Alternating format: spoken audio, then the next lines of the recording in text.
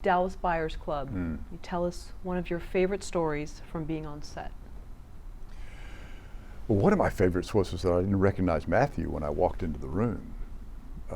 I was finishing a film in Dallas and had come back to LA. I was on my way home to Birmingham to see my family for the first time in about 2.5 months.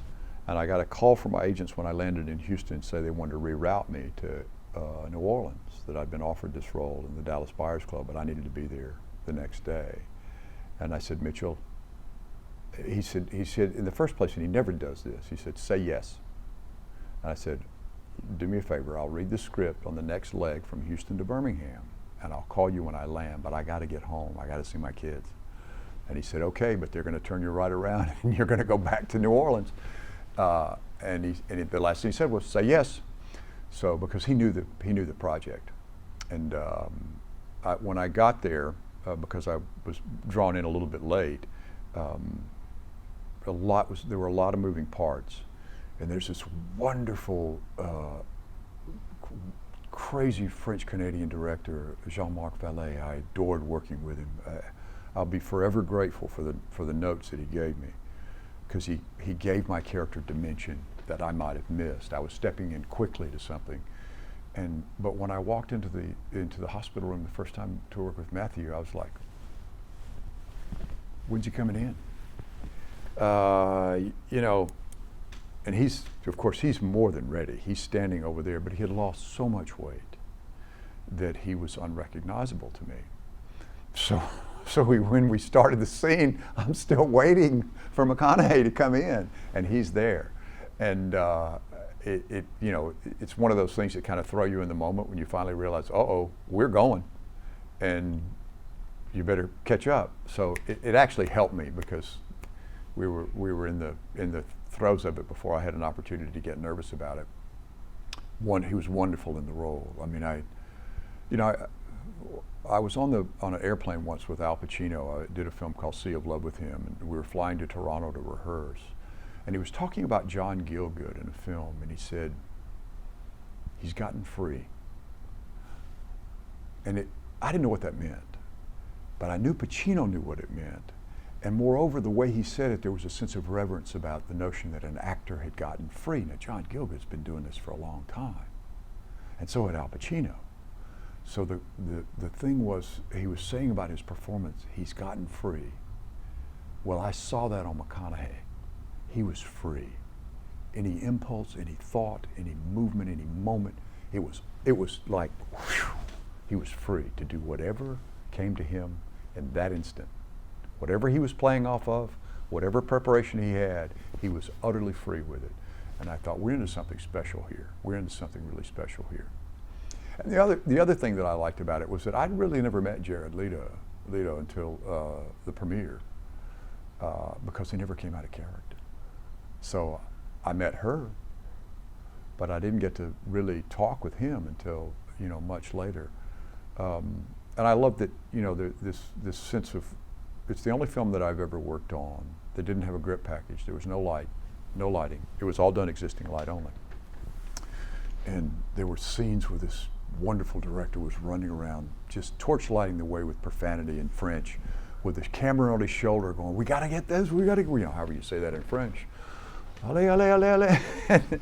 And his crew was pretty remarkable. They were accustomed to his, you know, his speed of pace. And just to watch that, to see things happen, we never went back to our trailer, ever. You put your clothes on in the morning and you better be ready, because we were on the fly. And you know, some of it was first thought, best thought, and I enjoyed that aspect of it. But I had great respect for what Matthew and Jared were doing, and Jennifer. I mean, and Stephen Zahn, what a character he is. Oh my God, I got to hang out with him a bit. He's just an incredibly funny man, you know. And I was in New Orleans. That's nice. New Orleans is nice. Good food, probably the heaviest I've ever been on a film, in that film, because all that food was so good. But it was a great experience. So going back to being free, is that getting out of your own way? That goes back to, and so. Where does that come from? Probably commitment.